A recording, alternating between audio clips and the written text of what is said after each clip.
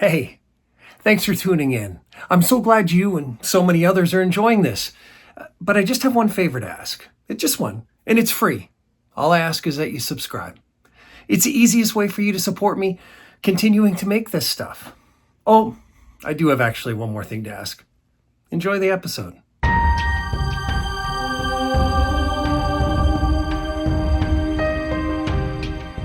Hey there.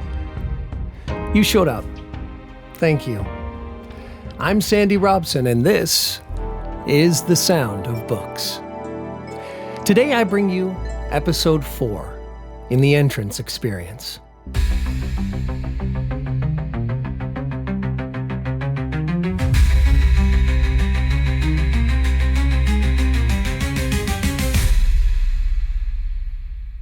A rabbit hole, we're calling it, that first drew us in with our thoughts from the ether, but just keeps pulling us down, down, down. Today's episode is called The Peterborough Papers. What CGE doesn't want you to know.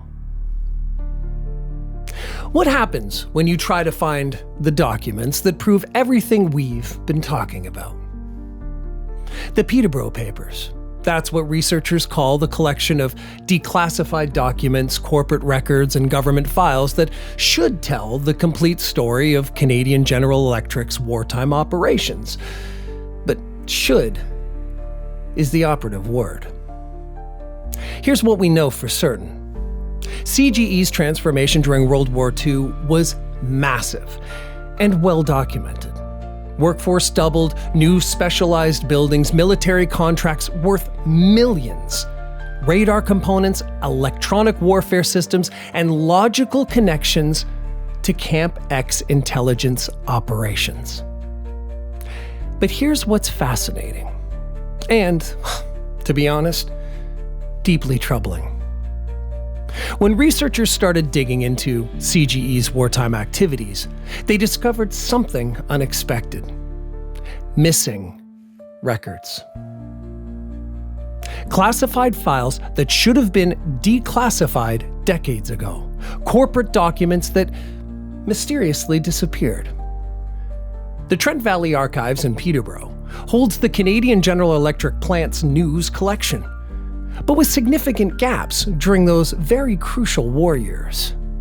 Government contracts that reference CGE's military production, but with key details redacted or missing entirely. What if those missing documents weren't lost by accident? What if CGE's wartime operations were so sensitive that even 80 years later, someone doesn't want the full story told? Did those corporate partnerships that enabled CGE's transformation create a power structure that still exists today? What if the intelligence industrial complex born during World War II never actually ended? Think about it. If CGE really did master electromagnetic manipulation, consciousness detection, and psychological warfare technologies, what happened to all that knowledge? What happened to all those specialized facilities? What happened to all those trained personnel? What if the missing Peterborough Papers aren't just historical curiosities, but evidence of ongoing operations that connect directly to today's surveillance technologies, social media manipulation, and consciousness research? What if CGE's wartime innovations became the foundation for modern corporate control systems that can influence human behavior on a global scale? What if the reason those documents are still classified isn't about protecting wartime secrets, but about protecting current operations? Once the city's single biggest employer, Canadian General Electric still commands tremendous loyalty in Peterborough.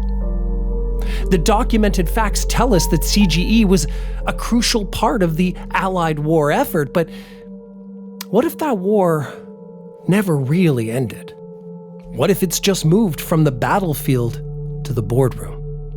From radar screens to social media feeds?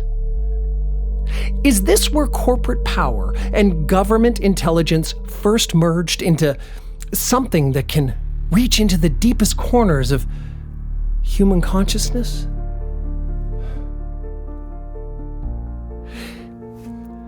I have to tread lightly, because some secrets are worth keeping, but others are too dangerous to hide. I'll see you soon.